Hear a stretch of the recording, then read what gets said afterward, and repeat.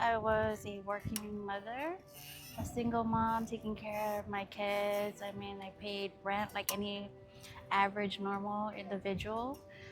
Um, so what happened with me becoming homeless is because I was evicted from my apartment and I was outside for quite some time. I went through the struggles of a lot of what other homeless people go through with theft.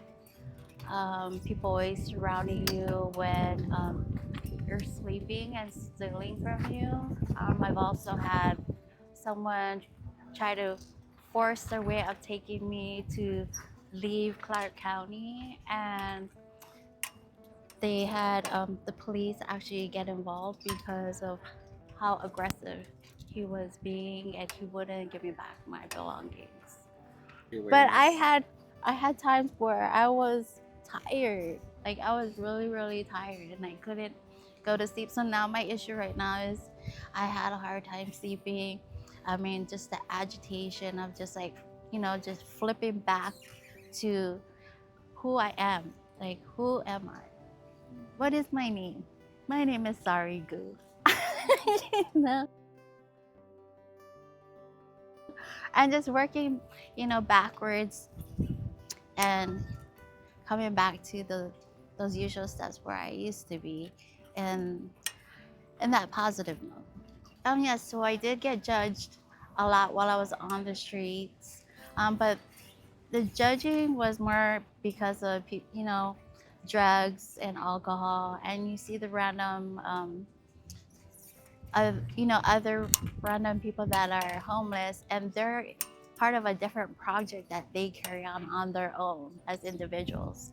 And I felt like sometimes I wasn't part of, you know, their lifestyle, so I felt like an oddball.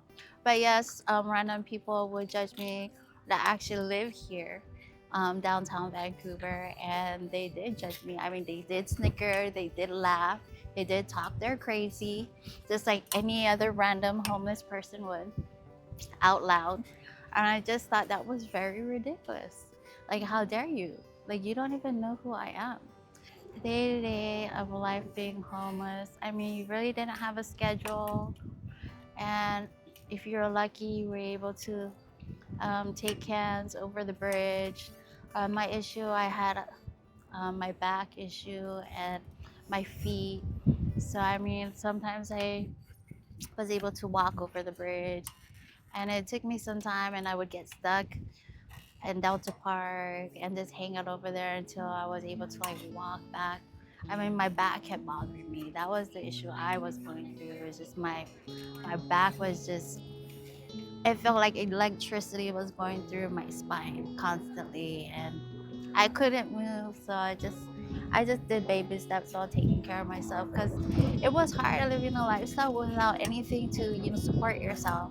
So I just decided to just pick myself up and just make it happen. The moment of hope is when City Hall Heart Team came out and said, "Sorry, we got you a place." And I was like, "What?" That was the moment of hope. Because I almost thought I almost thought they were gonna just leave me outside, leave me behind. Like I was just some piece of trash.